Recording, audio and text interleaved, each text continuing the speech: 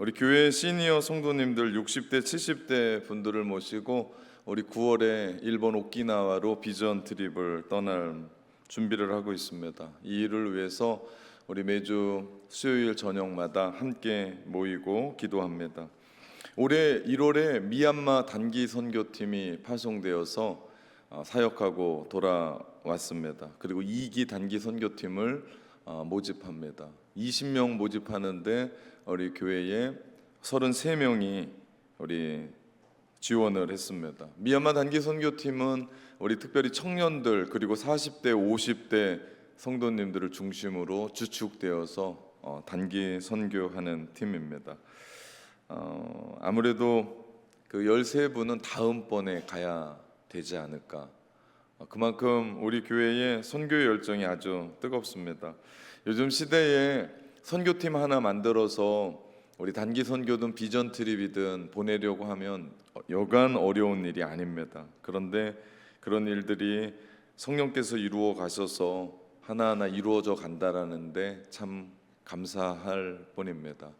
그래서 내년에는 우리 태국의 치앙마이 혹은 베트남 쪽에 단기 선교팀을 하나 더 파송할 계획을 가지고 있습니다. 우리가 이렇게 단기 선교팀을 보내고 시니어 우리 비전 트립을 하는 이유가 있습니다. 먼저는 온 세대가 하나님이 하시는 일들을 보고자 함입니다. 우리 교회 안에만 묶여 있지 않고 하나님께서 세계 곳곳에서 선교사님들과 함께 이루어가는 하나님의 나라의 현장을 직접 봐서 보고 느끼고 듣는다면 우리의 생각이 넓어질 거고 우리의 이해의 폭이 넓어질 거고 우리가 하나님에 대한 기대가 더 커질 줄 믿습니다. 가서 봐야만 알아요. 단기 선교 그래서 한 번 갔다 온 분들은 또 한 번 지원하고 또 한 번 지원하는 이유가 거기에 계신 하나님을 만나고 돌아오거든요.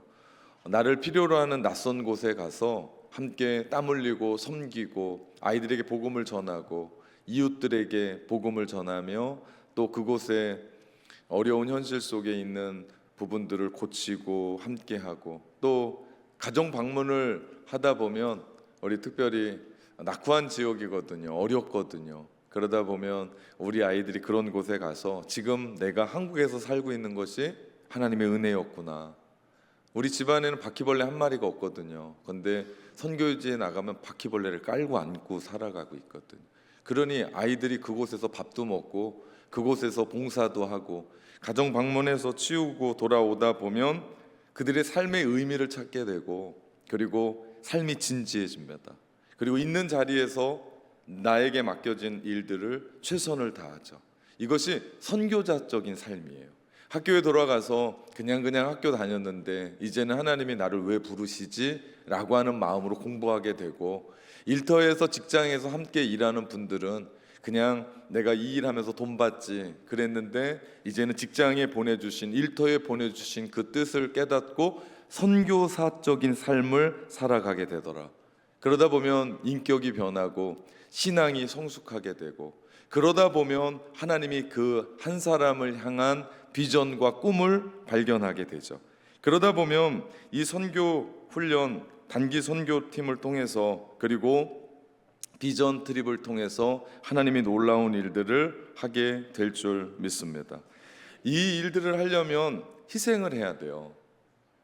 일터에 있는 분들은 직장에 있는 분들은 휴가를 내야 되거든요.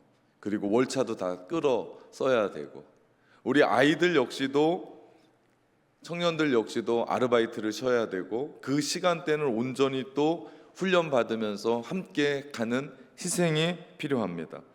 우리 선교든 신앙생활이든 희생과 헌신 없으면 할 수 없는 것을 봅니다.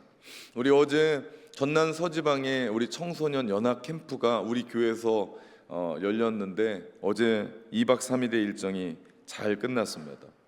그 청소년들을 케어하기 위해서 우리 이제 갓 대학생 된 1, 2학년 그 청년들이 와서 보조 교사로서 그들을 함께하고 보조로 도와주고 그들이 참 많은 희생을 했고 그 속에서 헌신을 했었던 것을 보게 됩니다. 그것뿐만 아니라 또 3일 동안 정말 더웠어요. 그 더운 중에서 우리 주방에 할머니 권사님들, 우리 집사님들이 정말 열심히 최선을 다해서 어떻게 하면 이 아이들 잘 먹고 은혜 받을 수 있을까 헌신하고 또 희생했었던 것을 봅니다. 또한 이번 청소년 캠프에는 미국에서 박사님들이 왔어요. 우리 과학자 그리고 의사 그리고 연구원들이 오셔서 22분이 미국에서 오셔서 우리 과학 실험을 함께 하면서 살아계신 하나님을 그들에게 증거하고 멘토링도 해주고 영어 섹션도 함께 하면서 아이들과 함께 좋은 시간들을 가졌습니다. 그분 모두가 다 자비량 선교사들이에요. 자기 일이 있어요. 그런데 이렇게 휴가를 내서 한국이든 전 세계든 청소년들이 모이는 곳곳에 가서 자기들이 목포에 방을 얻고 자기들이 먹을 것 다 챙겨서 자기들이 실험 도구 다 싸가지고 와서 아이들과 함께 실험하고 하나님이 살아계신 것, 그리고 자기가 어떻게 공부하게 되었고 자기가 어떤 삶을 살고 지금 왜 이런 일을 하고 있는지를 전하는데 아이들의 마음들이 넓어지죠. 이 모든 것들이 희생이고요, 이 모든 것들이 헌신입니다. 그 중에 누군가는 그들을 보면서 나도 공부해서 그런 박사가 되고 공부해서 내가 그런 위치에 대해서 또 나만 잘 먹고 잘 사는 것이 아니라 또 하나님 나라를 위해서 헌신하고 희생할 수 있는 사람들이 분명히 그 안에서 나오게 될 겁니다. 이것이 헌신이고요, 이것이 희생이고 이것이 선교입니다. 그래서 우리는 단기 선교팀을 파송하고 우리는 비전 트립을 함께 갑니다. 이번에 일본 오키나와로 우리 시니어 20분이 가세요. 이분들이 일본에 가서 보고 듣고 느끼면서 그분들이 그 땅을 위해 기도할 거고 오늘 오후에 설교하는 그 선교사님을 위해, 그 가정을 위해, 자녀들을 위해 분명히 갔다 오면 기도할 수밖에 없을 겁니다. 제가 여기서 끝나자는 게 아니에요. 더 나아가 그 20명의 할머니들과 함께 우리 교회가 지금까지 한 번도 못했던 선교사를 파송하고 싶은 거예요. 우리 20분이 한 분이 한 달에 5만 원씩 내면 100만 원입니다. 우리 교단 선교사 한 분 보내는데 1후원이 100만 원이에요. 2후원이 50만 원이에요. 3후원이 30만 원입니다. 그러면 우리 시니어 그룹에서 60대 70대 할머니들이 우리 한 달에 5만 원씩 내서 1후원 하는 거예요. 얼마나 근사한지 몰라요. 우리 교회는 아직 정식 선교사님을 파송하진 못했습니다. 그냥 십시일반 도와주고 있을 뿐입니다. 근데 그 일을 시니어들이 하는 거예요. 그 일들을 하자라고 제가 함께 그분들과 지난주 수요일에 나누었습니다. 그렇게 파송된 그 누군가의 선교사님은 재정 때문에 고민하지 않을 겁니다. 가서 사역하게 될 거예요. 그리고 우리 다른 분은 몰라도 그 내가 열심히 한 달에 한 번씩 선교하는 그 선교지를 위해서 선교사님을 위해 우리 시니어들이 기도해 주지 않겠습니까? 이렇게 계속해서 선순환과 함께 선교지를 위해 기도해 주고 물질을 나누고 파송하다 보면 결국 우리 안에 60대 70대가 선교하는데 40대 50대는 가만히 있겠냐고요. 40대 50대가 그 엄마들이 선교하는데 청년들과 청소년들은 가만히 있겠냐고요. 그러다 보면 모두가 다 선교하게 되고 그러다 보면 우리 안에서도 장단기 선교사님들이 일어날 거고 그러다 보면 명실공히 우리 낙원교회는 선교하는 교회가 될 줄 믿습니다. 한 번에 돈이 남아서 선교하자 그런 일은 없어요. 우리가 사람이 넘치고 많으니까 선교 한번 가자 그렇지 못합니다. 이 모든 일들이요 성령이 주도해 가시는 거예요. 우리가 머리를 쓰고 해보자 해도 안 돼요. 사람이 아무리 많고 잉여 자금이 아무리 많아도 선교하자 그런 마음을 다칠 수가 있거든요. 그런데 이 모든 일들이 부드럽게 아름답게 흘러갈 수 있는 이유는 성령님이 우리 공동체 가운데 주되셔서 그분이 우리 교회를 이끌어 가시기 때문입니다. 여러분 제가 바쁘거든요. 우리 낙원교회 목회하는 거 만만치 않습니다. 아무도 믿지를 않으시네. 뭐지 바쁜데요. 제가 그 할머니들 모시고 오키나와를 간다니까요. 그냥 모시고 가는 게 아니라 그분들 훈련시켜서 갑니다. 이유가 있어요. 선교는 바빠도 해야 되고요. 더 바빠도 선교는 해야 돼요. 아니 목회자는요 선교하는 하고 전도하는 하고 바쁜 사람이 되어야 됩니다. 이게 교회예요. 우리 역시도 마찬가지입니다. 우리 역시도 내가 선교에 대한 열정을 가지고 함께 움직여 가는 거예요. 우리나라가 내년이면 초고령 사회가 돼요. 초고령 사회의 기준은 65세 이상이 그 나라의 20%가 넘을 때 초고령이라고 얘기합니다. 내년이면 우리나라가 초고령 사회로 진입해요. 65세, 여러분 65세는 이제 계속 올라올 겁니다. 왜냐하면 나이는 안 먹을 수가 없거든요. 그러니까 65세는 더 늘어날 거예요. 계속 늘어날 겁니다. 우리나라가 5천만이라고 보면 우리 65세가 1,000만이 넘는 거예요. 어마어마한 숫자입니다. 그분들 금방 안 돌아가세요. 그럼 그분들 영양을 모시고 뭐 해야 돼요? 선교하고 전도하고. 우리 교회가 그런 일들을 함께 해야 됩니다. 유엔에서 청년의 기준을 얘기하는데 그 나이가 65세예요. 그러고 보면 저는 오키나와에 시니어 데리고 가는 게 아니라 유엔이 제정한 청년들 모시고 가는 거예요. 믿지를 않으시네. 네, 청년들 모시고 왔는데 제가 속이 좀 타요. 여하튼 제가 청년들을 모시고 갑니다. 그런 마음으로 제가 선교하려고 그러니까 아주 신이 나요. 그리고 기분이 좋습니다. 왜? 이분들을 통해서 하나님께서 이루실 또 다른 하나님의 나라를 이루어 가실 줄 믿기에. 여러분, 이런 계속해서 움직여가는 교회의 선순환의 이 구조가 결국은 어른들뿐만 아니라 장년들뿐만 아니라 우리 아이들과 우리 어린 아이들까지 깨워가면서 함께 움직여가죠. 여러분, 비전센터는요 더 넓게 보면 선교센터예요. 우리 교회를 지어놓고 전도해서 데리고 오지만 이 비전센터는 모두가 다 오픈이에요. 함께 오픈해서 모두가 다 들어와서 문화센터에 운동하면서 차 마시면서 교회에 대해서 눈을 뜨고 쉬고 있었던 사람들이 주님께 돌아오고 예배하는 그런 공간으로 우리가 내놓았어요. 다시 말하면 저 공간은 어떤 공간이냐면 선교하는 공간이고, 저 공간은 사람을 살리는 공간이고, 저 공간은 전도하는 공간이고, 저 공간을 통해서 하나님께서 선교의 역량을 일으켜 주실 줄 믿습니다. 그래서 우리가 힘을 다해서 짓는 거예요. 몇십억을 다해서 저거를 짓는 겁니다. 다른 이유가 없습니다.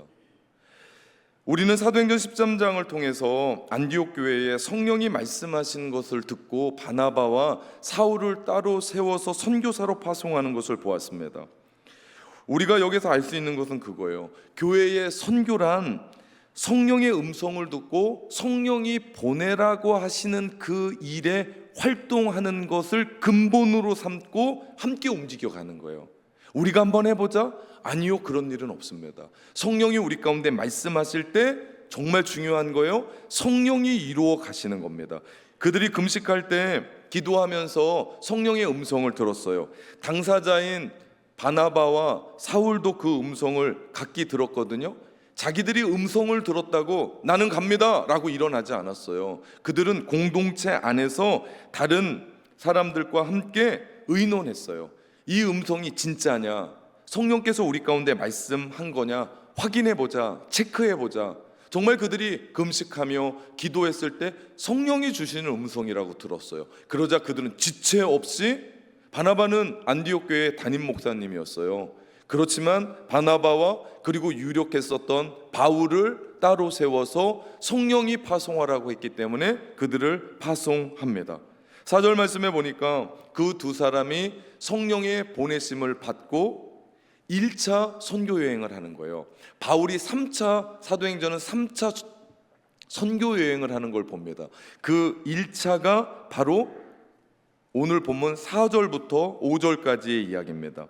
두 사람이 성령의 보내심을 받아 실루기아에 내려가 거기서 배를 타고 구브로에 가서 살라미에 이르러 하나님의 말씀을 유대인의 여러 회당에서 전할세 요한을 수행원으로 두었더라. 아멘. 첫 1차 선교 여행, 전도 여행이 시작된 겁니다. 성령께서 그들을 보내셨어요. 그래서 배를 타고 우리 1차 선교 여행의 지도를 잠깐 보면 안디옥에서 키프로스라고 하는 구브로라고 하는 저 섬으로 제일 먼저 갑니다. 그러면서 그들이 이제 사도행전이 진행되면서 계속해서 1차 선교 여행을 향해 달려갑니다. 구브로는 바나바의 고향이었습니다. 그리고 이 구브로는 섬이지만 우리가 봤을 땐 조그만 섬인 것 같아요. 그런데 우리나라 제주도의 5배가 되는 섬입니다. 그리고 이 섬에서는 그 당시 금보다 더 귀하다라고 하는 소금이 나왔고 그 소금으로 말미암아 무역했었던 무역항이었습니다. 그리고 살라미에서 바울은 첫 동료이자 조수요 제자격인 마가 요한을 만나게 돼요. 그리고 그 마가 요한은 바나바의 생질이었습니다. 다시 말하면 바나바의 조카였어요. 선교지에서 정말 믿음 좋은 한 젊은 청년을 만났는데 얼마나 좋았겠습니까? 복음을 함께 전하며 함께 그의 삶들을 나누고 함께 도와주고 함께 일하는, 여러분 목회는 혼자 못해요. 목회는 우리 목회실에서 열심히 함께 도와서 이 일들을 움직여 가고요. 그리고 목장의 리더들이 함께 돕고요. 각 부서 위원들 6개의 위원들 43개의 팀들이 함께 합력해서 그리스도의 몸을 세워가는 거예요. 저 혼자 할 수 없습니다. 저 혼자 하다가는 곧 죽을 거려. 이건 못해요. 우리 모두가 하나 돼서 함께 예배하고 주님 바라보듯 교회는 그리스도의 몸이요 그리스도의 몸인 교회의 머리는 그리스도요 우리 모두는 저를 포함해서 지체예요. 지체로서 함께 그리스도의 몸을 세워가는 겁니다. 그러면서 우리가 교회를 세워가면서 선교도 하고 전도도 하고 함께 하는데 중요한 건 동역자예요. 나와 함께 뜻이 맞고 마음이 맞는 그 한 사람이 함께 가는 것 얼마나 소중한 일인지 모릅니다. 이렇게 성령님의 인도하심을 받은 바나바와 바울이 마가 요한과 함께 살라미에서 유대인 회당의 복음을 전하면서 실제적인 복음 전함을 시작합니다. 그리고 서남쪽으로 내려와 있는 바보까지 이르게 돼요. 바보라는 도시는 당시 로마에서 파견된 총독이 살고 있었습니다. 그리고 이 바보의 지역은 경제적으로 풍요했던 도시였습니다. 도시 남동쪽에는 비너스 신전이 있었고 로마가 숭상하는 신전들이 가득했었던 종교적인 도시가 바보였습니다. 거기서 복음을 전하는데 큰 어려움이 없었습니다. 그런데 갑자기 나타난 예수, 뜻은 자칭 구원자, 엘루마, 우리 한국말로 번역하면 박수무당, 격인 유대인의 거짓 선지자요 마술사가 나타나서 복음을 회방하는 거예요. 첫 번째 달려갔던 키프로스의 구브로라고 하는 그 섬에서 복음을 반대하는 자가 일어났습니다. 결과적으로 한바탕 대결이 벌어졌습니다. 그로 인해 복음이 가지고 있는 진면목이 이뤘습니다. 여러분, 교회는 어떤 일을 하면서 이웃 사람들과 주변에 있는 사람들과 절대 싸우면 안 돼요. 인간적으로 싸우면 안 돼요. 어떤 불편한 얘기를 해도 예 알겠습니다 라고 교회는 고개 숙일 줄 알아야 됩니다. 그러나 우리 안에 육적인 싸움이 아니라 영적인 싸움이 있을 때는요 피 흘리면서 이겨야 돼요. 육적으로는 전 싸우지 않습니다. 주먹다짐하고 언쟁하고 싸우지 않을 겁니다. 그러나 영적인 싸움에서 교회를 회파하거나 교회를 무너뜨리거나 성도를 무너뜨릴 때는 저의 무서운 모습을 보게 될 겁니다. 영적인 싸움 할 때는 복음의 진면목이 드러나요. 그 사람이 누군가가 드러나요. 어떤 교회인지가 드러납니다. 기독교의 역사는 늘 그랬어요. 복음을 전하는 자와 복음을 회방하는 자, 복음을 외치는 자와 복음을 막는 자들의 싸움이었습니다. 이 싸움은 작게 우리 안에 일어나기도 하고 크게 우리에게도 일어나기도 해요. 한 지역에서 일어나기도 하고 도시에서 일어나기도 하고 사회의 각 영역에서 일어납니다. 정치와 경제와 문화와 도덕과 국방과 이런 부분에, 그래서 한 나라의 정책이 움직여가는 것을 보면 이 싸움인 것을 봅니다. 이것을 우리는 영적 전쟁이라고 얘기합니다. 보이지 않는 이 영적 전쟁은 우리가 예수 그리스도를 믿을 때부터 시작돼요. 예수 그리스도를 믿지 않으면 영적 전쟁 같은 건 없어요. 왜? 사단은 우리를 건드리지 않습니다. 그러나 내가 예수 그리스도를 주로 믿고 십자가의 은혜로 구원받은 하나님의 백성이라는 것을 고백하게 될 때, 사도행전에서 이야기하는 안디옥 교회 사람들이 제일 먼저 들었던 그리스도인이라고 하는 칭호를 받고 내가 그렇게 믿음으로 살아갈 때 시작되는 것이 영적인 전쟁입니다. 쉽게 얘기하면요, 오늘 날이 이렇게 더운데 교회 갈까 말까, 이거부터가 영적인 전쟁이에요. 내가 저 사람한테 좋은 말을 할까 말까, 내가 오늘 교회까지는 왔는데 감정이 상했어, 오다가 해필이면 그 인간을 만나가지고 마음이 언짢네.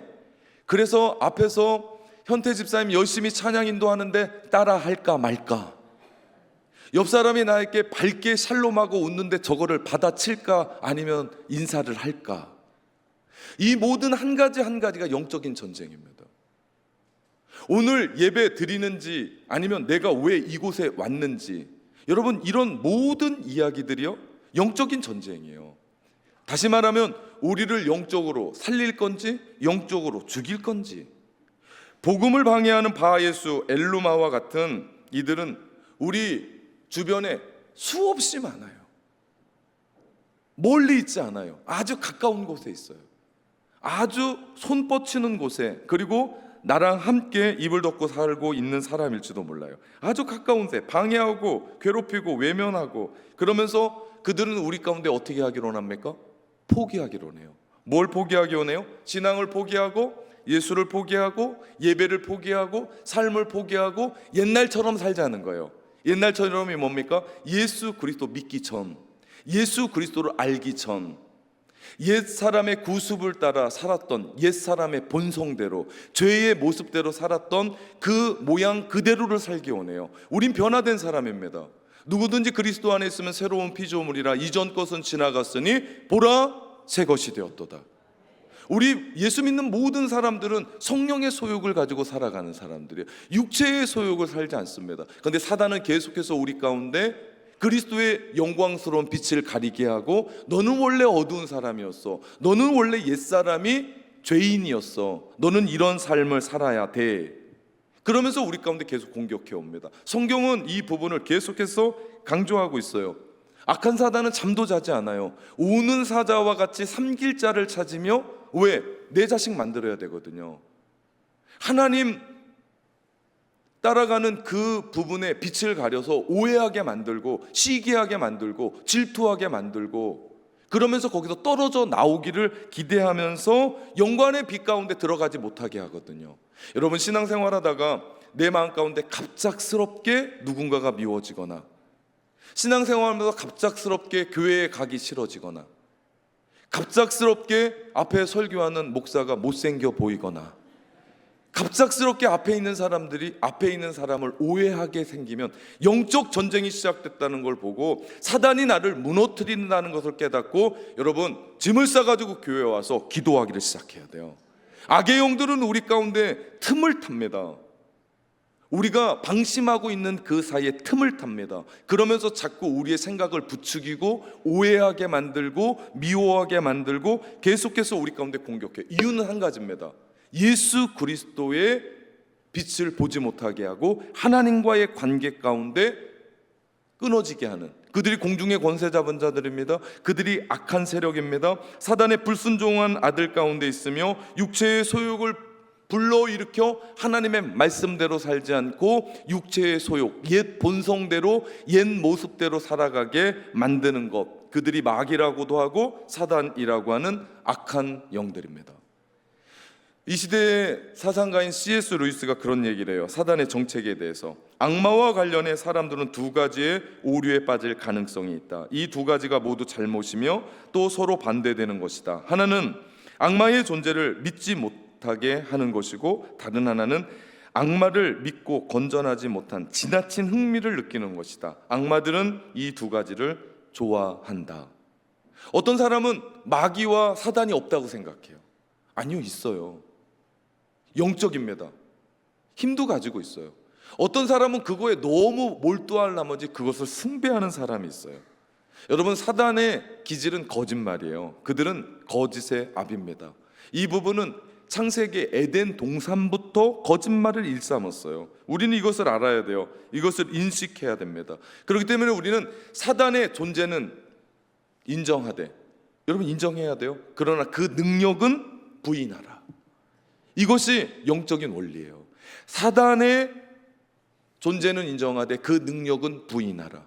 여러분, 오늘 영적인 전쟁에 대한 영적인 이야기를 제가 설교합니다. 사단이 얼마나 방해를 하겠냐고요. 1부, 2부 얼마나 방해를 했겠고, 이 3부 더 많은 사람들한테 얼마나 방해를 하겠냐고요. 그것 때문에 방해가 있어요? 전 그걸 인지합니다. 그것 때문에 제가 설교 못하는 건 아니라고요. 그것 때문에 그 능력을 내가 따라가고 그 능력을 인정하지 않습니다. 저는 부인합니다. 하나님께서 예수 그리스도로 말미암아 사단의 모든 활동을 제어할 권능을 우리에게 주셔서 우리 가운데 승리케 하시거든요. 누가복음 10장 19절 말씀에 보니까요, 이 말씀을 우리가 함께 힘차게 읽어봅시다. 내가 너희에게 뱀과 정갈을 밟으며 원수의 모든 능력을 제어할 권세를 주었으니 너희를 해할 자가 결단코 없으리라. 아멘. 이게 우리의 존재예요. 예수 그리스도 안에 있는 성령님으로 말미암아 함께 살아가는 우리의 존재가 이거예요. 하나님이 우리 가운데 권세를 주셨어요. 우리를 결단코 해야 할 자가 없는 줄 믿습니다. 그렇기 때문에 사단의 존재는 인정해요. 그러나 그 능력은 부인합니다. 우리 교회는 예수님이 주셨던 그 말씀, 하나님의 말씀 붙잡고 성령님과 함께 날마다 승리하는 교회 성도인 줄 믿습니다. 오늘 저는 사도행전의 말씀을 통해서 영적 전쟁에서 승리하기 위한 세 가지 전략을 여러분 가운데 말씀드리려고 해요. 첫째, 성령 충만입니다. 성령 충만하라. 이 전쟁에서 승리하기 위해서는 한 가지입니다. 성령 충만. 우리 사도행전을 이끌어가는 말씀, 그 전에 오늘 말씀 9절에 보니까 바울이라고 하는 사울이 성령으로 충만하여 말씀하세요. 사도 바울이 성령으로 충만하니까 어떤 일을 해요? 영적 전쟁에서 승리하는 거예요. 사도행전 1장 8절, 사도행전 전체를 이끌어가는 말씀을 보면요, 어떤 일이 있습니까? 오직 성령이 너희에게 임하시면 너희가 권능을 받고, 성령이 우리 가운데 임할 때 권능, 두나미스, 능력으로 우리 가운데 주시는데 그 능력으로 우리는 영적 전쟁 마귀에서 승리하게 되는 줄 믿습니다. 여러분 기억하십시오.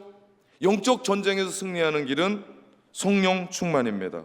어제 전남 서지방에 청소년 연합 캠프가 은혜 가운데 마쳤어요. 여러분, 청소년 사역은요, 영적 전쟁입니다.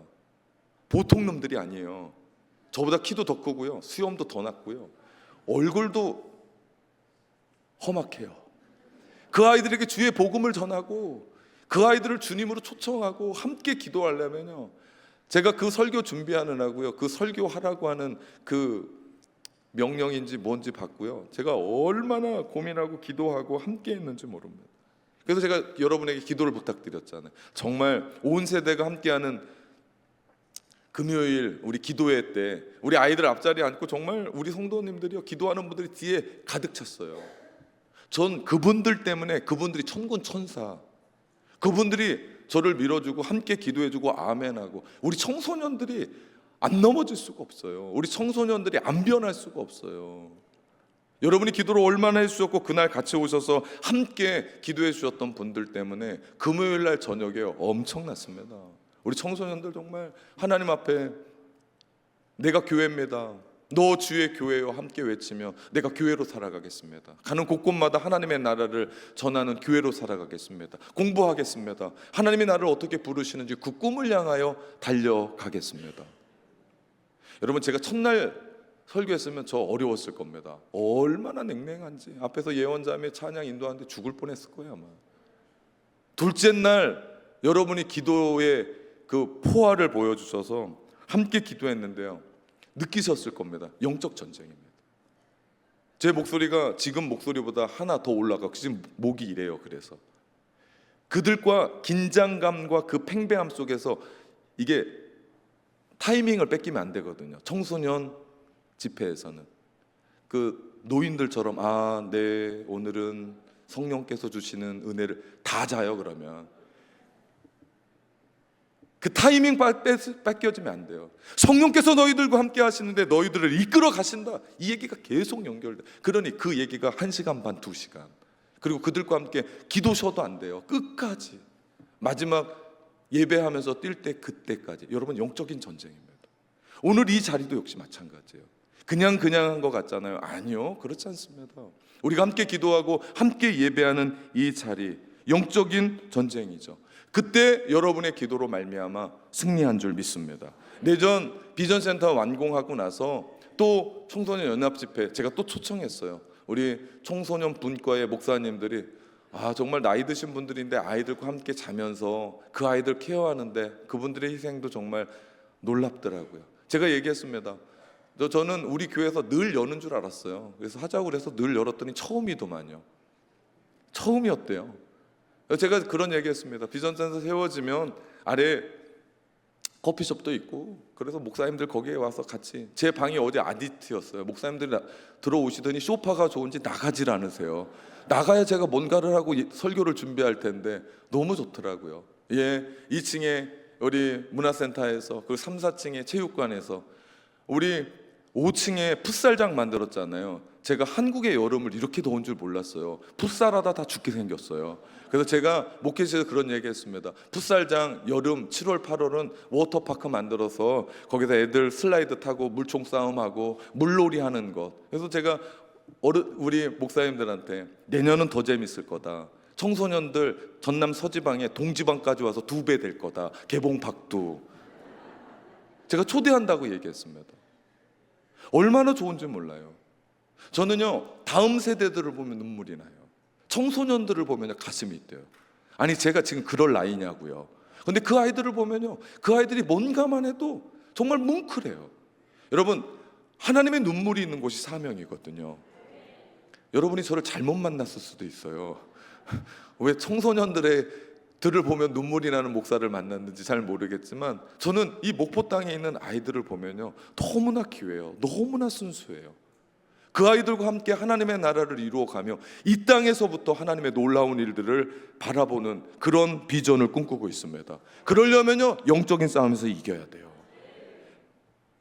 선교지의 첫 번째 싸움, 성령 충만함으로 이겼습니다. 정말 통쾌했어요. 정말 통쾌했습니다. 사울이라고 하는 바울이 성령으로 충만하니까 그들을 이겨내더라. 여러분, 우리가 여기서 알 수 있는 것은요, 귀신을 쫓아낼 수 있고 마귀와 사단을 대결할 수 있는 것은 성령 충만합니다. 이건 지적인 문제가 아니에요. 이건 영적인 문제입니다. 하나님의 말씀으로 굳게 서서 성령 충만하는 우리 낙원 공동체, 우리 영적인 싸움에서 승리하시기를 주님의 이름으로 축원합니다. 영적인 전쟁에서 승리하기 위한 두 번째 이야기는요, 마귀를 대적하자는 거예요. 절대로 마귀를 피하면 안 됩니다. 마귀를 대적하라. 9절 말씀 마지막에 보면요, 바울이 그런 얘기를 해요. 성령에 충만하여 그들을 대적하더라. 그들을 쳐다봅니다. 여러분, 절대로 마귀를 피하면 안 돼요. 바나바와 바울이 성령 충만해서 엘루마 박수 무당을 어떻게 합니까? 그들을 주목합니다. 그들을 뚫어지게 쳐다봅니다. 주저하지 않습니다. 굉장히 중요한 부분입니다. 우리 야고보서 4장 7절 말씀을 우리가 한번 같이 읽겠는데요, 같이 읽어봅시다. 그런즉 너희는 하나님께 복종할지어다. 마귀를 대적하라. 그리하면 너희를 피하리라. 영적으로 딱 버티고 서 있어야 돼요. 영적인 싸움은 제가 말씀드렸습니다. 피를 흘리기까지 싸워야 돼요. 영적인 싸움에선 끝까지 싸울 겁니다. 여러분, 혹시 길거리에서 개들이 싸우는 거 봤습니까? 저희 어렸을 때는 개들이 너무 많아서 개들이 싸우게 되면 개들이 절대 내리지 않는 게 하나 있어요. 싸울 때 뭔지 아십니까? 꼬리입니다. 꼬리. 개가요, 꼬리를 내리면 끝난 거예요. 진 거예요. 물론 우리가 꼬리를 들자는 건 아니에요. 사단에게 등 돌리지 말자는 거예요. 사단이 다가올 때 눈 감지 말자는 거예요. 영적인 싸움이 있는데 그것 아랑곳하지 않고 여러분 꼬리 내려버리면 끝입니다. 우리가 주목해야 돼요. 그리고 바라봐야 돼요. 그리고 대적해야 돼요. 그러면 마귀는 피할 줄 믿습니다. 영적인 전쟁에서 승리하기 위한 세 번째 전략, 선포하라. 오늘 이 말씀 속에 우리가 마귀를 꾸짖어야 돼요. 마귀를 달래는 게 아니에요. 마귀여 떠나기를 바랍니다. 이런 일은 없어요. 사단 마귀야, 나사렛 예수 이름으로 명하노니 물러갈지어다. 나사렛 예수의 이름을 명하노니 묶일지어다. 예수의 이름의 능력으로 우리가 선포하는 겁니다. 우리 안에 있는 탐욕, 우리 안에 있는 사치, 우리 안에 있는 질투, 우리 안에 있는 미움, 우리 안에 있는 음욕, 우리 안에 있는 호색, 우리 안에 있는 세상의 즐거움, 예수의 이름으로 명령할 때 물러갈 줄 믿습니다. 요즘은요, 중독이 또 문제예요. 중독 역시도 우리가 예수의 이름으로 물리칠 때 떠나갈 줄 믿습니다. 물론 애들 너무 게임 열심히 한다고 애들 머리 붙잡고 막 물러가라 이렇게는 하지 마십시오. 속으로 기도하며 명령을 내려야 돼요. 떠나가라, 묶여라 할 때 묶일 줄 믿습니다. 바울이 그렇게 얘기하는 거예요. 10절과 11절의 말씀이 모두가 다 명령이에요. 너는 괴계와 거짓이 가득하다. 악독이 가득하다. 악행이 가득하다. 너는 마귀의 자식이다. 너는 의에 대적하는 원수다. 너는 주님의 길을 굽게 한다. 더러운 귀신아, 주의 바른 길을 굽게 하는 짓을 그만 그치라, 물러가라. 사도 바울이 외치는 겁니다. 사도 바울이 어떤 사람이었다고요? 성령으로 충만했다고요. 그리고 어땠다고요? 주목했다고요. 흔들리지 않았습니다. 꼬리 내리지 않았습니다. 그리고 어떻게 했습니까? 선포했습니다. 우리가 영적인 싸움을 이기는 방법에 대해서 배웠습니다. 성령 충만하십시오. 대적하십시오. 선포하십시오. 마귀는 떠나갈 줄 믿습니다. 그럴 때 놀라운 일들이 일어났어요. 왜? 엘루마라고 하는 박수무당이 총독이 바나바와 바울을 불러다가 복음을 들으려고 할 때 방해했거든요. 그런데요, 영적 전쟁에서 이기고 그 기이한 일을 볼 때 총독이 죽게로 돌아오는 일이 일어납니다. 여러분, 신앙생활은 영적인 싸움이에요. 영적인 싸움을 우리가 승리하게 될 때 여러분은 기적을 맛보게 될 줄 믿습니다. 영적인 싸움에서 이기게 될 때 여러분 하나님의 역사를 보게 될 줄 믿습니다. 성령 충만함으로 우리의 삶의 영적인 싸움에서 승리하시기를 주님의 이름으로 축원합니다. 사랑하는 성도 여러분, 담대하게